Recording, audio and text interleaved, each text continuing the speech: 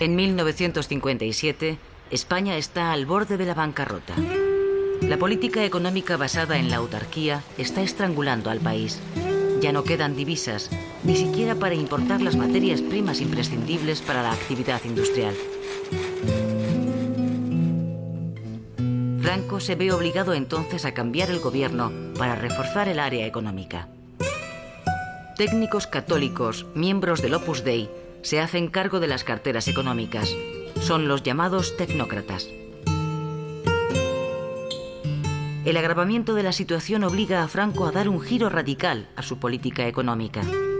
En 1959, y muy a su pesar, aprueba un plan de estabilización. A partir de entonces, la economía española se liberaliza. El mercado español se abre al exterior y se autoriza la entrada de inversión extranjera. La peseta sufre una de las mayores devaluaciones de su historia y pierde casi la mitad de su valor. Los años 60 van dejando definitivamente atrás los años negros de una posguerra brutal, amarga e interminable. Los primeros síntomas de recuperación económica aparecen con la publicidad. Son los apuntes iniciales de lo que va a ser la sociedad de consumo a la que poco a poco se van a incorporar los españoles durante la década.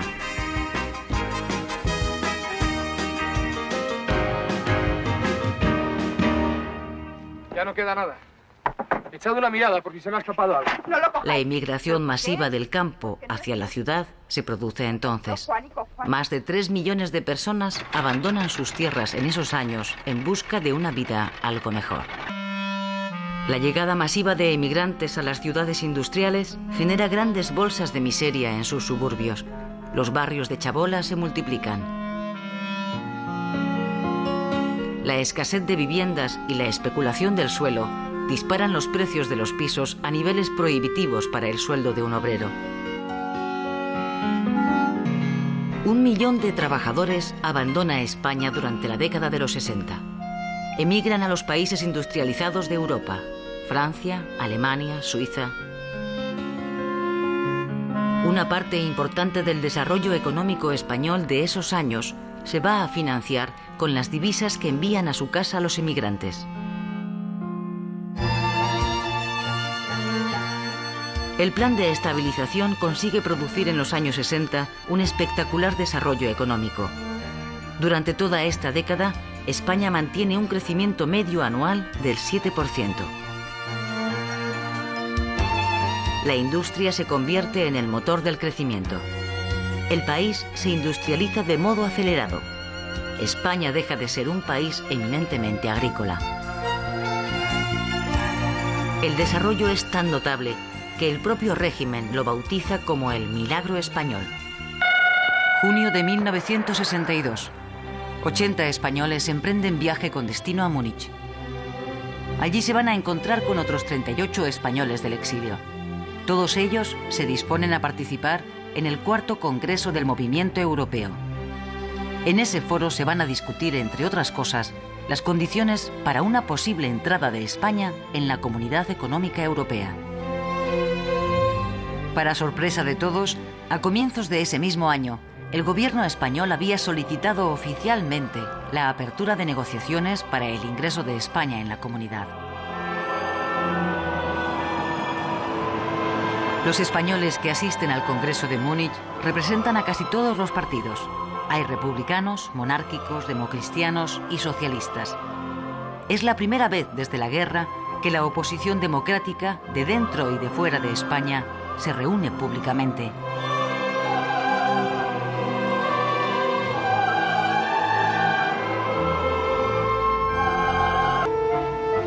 Después de varios días reunidos, los asistentes al Congreso aprueban una resolución que recoge las condiciones que España deberá cumplir para poder aspirar a integrarse en Europa. Principalmente, la restitución de instituciones democráticas en el país y su renuncia a toda clase de violencia.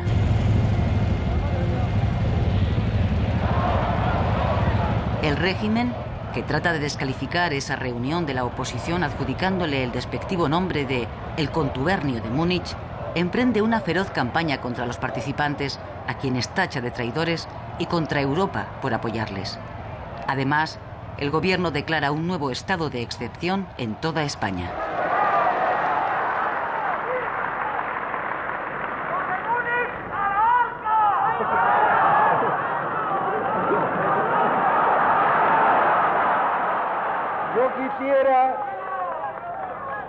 Yo quisiera que el extranjero que tanto nos calumnia pudiese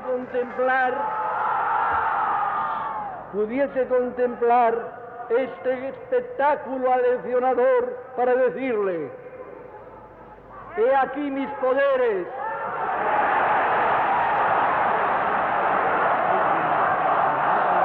Europa cierra las puertas a la España del general Franco. La corriente modernizadora que llega de Roma, donde se está celebrando el Concilio Vaticano II, permite a una parte de la Iglesia española iniciar un importante proceso de cambio. Los sacerdotes jóvenes y los católicos progresistas se acercan al mundo obrero tradicionalmente alejado de la Iglesia. A finales de los años 50, un pequeño grupo de sacerdotes jóvenes habían iniciado en España la experiencia francesa de los curas obreros. En la década de los 60, ese movimiento no deja de crecer. El compromiso social lleva a muchos de ellos a militar en organizaciones de izquierdas. En los años 60 tienen lugar las primeras protestas de sacerdotes vascos y catalanes ante sus obispos, a quienes acusan de complicidad con el régimen. Las relaciones entre Iglesia y Estado comienzan por entonces a cuartearse. Los bajos precios que rigen en España atraen a millones de europeos que vienen en busca de sol y playas. Durante la década de los 60 el número de turistas se multiplica por 4. De 6 millones pasan a 24. El sector experimenta un auge espectacular. Las divisas que deja el turismo suponen un capítulo decisivo para la modernización del país y para su desarrollo económico. Además, la presencia masiva de extranjeros, gente con otro nivel de vida y con otros valores, ponen a los españoles frente a la realidad de formas de vida diferentes y distintos modos de comportamiento, no solo político, también social. La España puritana queda deslumbrada ante la evidencia de la libertad de costumbres que rige en la Europa democrática. En julio de 1969, Franco se decide por fin a designar sucesor. Queda aprobada la ley y designado sucesor en la jefatura del Estado a título del rey para en su día el príncipe don Juan Carlos de Borbón y Borbón. Franco considera que la monarquía del movimiento ha quedado así instaurada para el futuro. Pero dentro de España es el nacionalismo radical el que va a marcar el signo de la política en ese territorio. En 1969, la organización independentista ETA asesina a su segunda víctima, el comisario jefe de la Policía Política de San Sebastián, Melitón Manzanas. Los autores de este atentado son detenidos y juzgados en Consejo de Guerra junto con otros militantes de ETA. El internacionalmente famoso Proceso de Burgos tiene lugar en esa ciudad castellana a finales de 1970. ETA, Euskadi y Libertad, había nacido en 1959 de la mano de un grupo de jóvenes expulsados de las juventudes del PNV. 6 de los juzgados en ese Consejo de Guerra son condenados a muerte. Pero las movilizaciones populares, en España y en el extranjero, reclamando clemencia, obligan a Franco a conmutar la pena capital por cadena perpetua. La represión indiscriminada contra todo el nacionalismo vasco está produciendo el efecto contrario al perseguido por el régimen. ETA crece cada vez más, gracias a los apoyos que recibe de la sociedad vasca.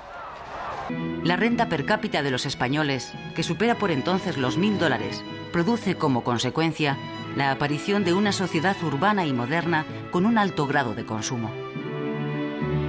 El bienestar económico permite a las clases medias crecer y asentarse. Los españoles son progresivamente más libres en sus costumbres y más europeos en sus necesidades políticas.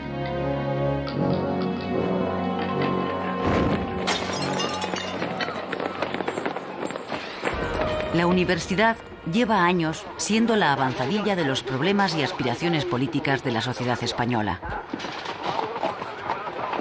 Las aulas son un frente permanente de lucha contra el régimen. Las manifestaciones, las huelgas y los enfrentamientos con la policía se hacen cotidianos. En la década de los 70 se hace evidente que el franquismo ha perdido definitivamente el control de la universidad, que se convierte en un vivero de dirigentes de los partidos políticos del futuro. En el mundo laboral, los sindicatos clandestinos consiguen arrinconar en la práctica al sindicato único del franquismo, el sindicato vertical.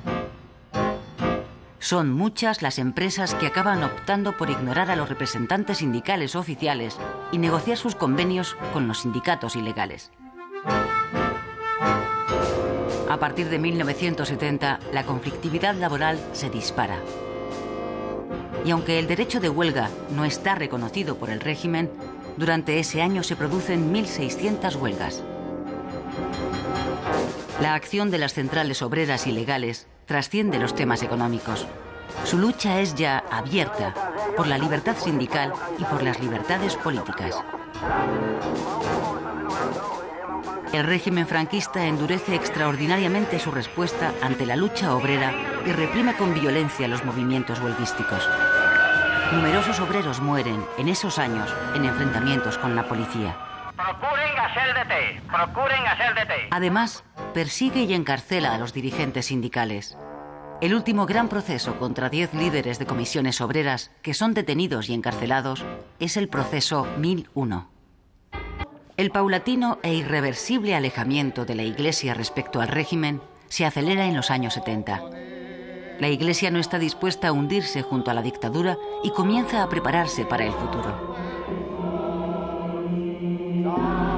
En 1971 pide perdón por no haber sabido ser instrumento de reconciliación tras la guerra civil y se desvincula por completo del poder político. El choque con el régimen acaba siendo frontal.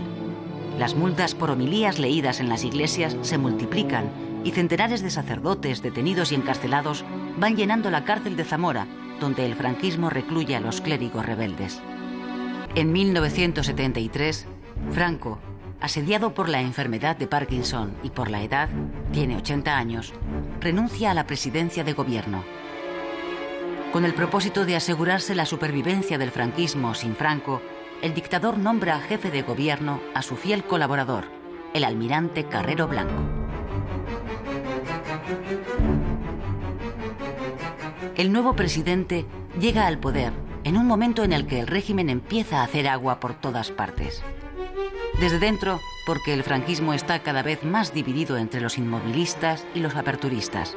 Y fuera de su estructura, porque el movimiento de la oposición democrática y antifranquista resulta ya imparable.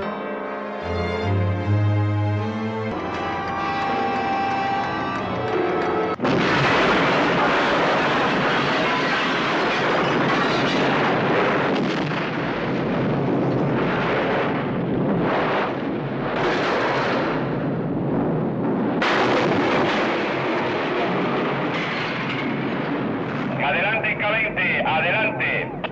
Vamos a ver, parece que el coche que hay en el tejado es el del presidente del gobierno y parece ser que está muerto. El 20 de diciembre de 1973, Carrero Blanco es asesinado por la organización terrorista ETA.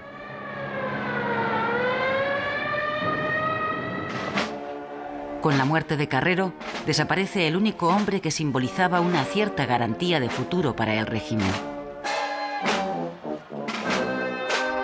Carlos Arias Navarro, responsable del Ministerio de Gobernación, es elegido nuevo presidente.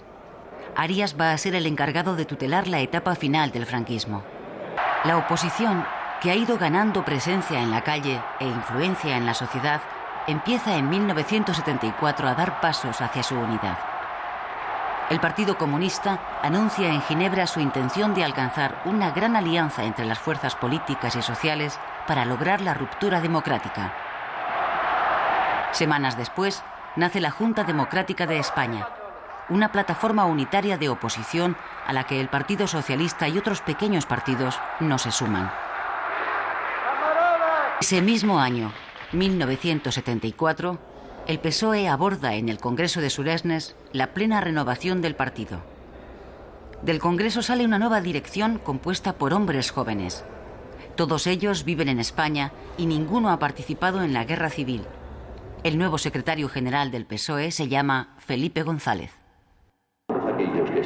Franco muere, tras una larga agonía, el 20 de noviembre de 1975. Durante 2 días, su cadáver es expuesto al público en el Palacio Real.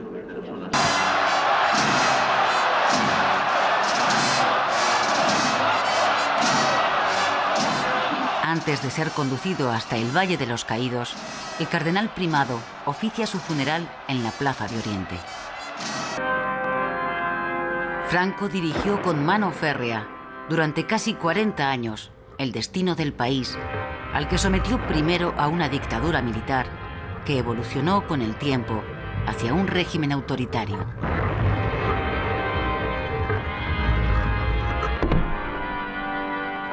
Tras su muerte, los españoles sueñan esperanzados con un futuro en libertad.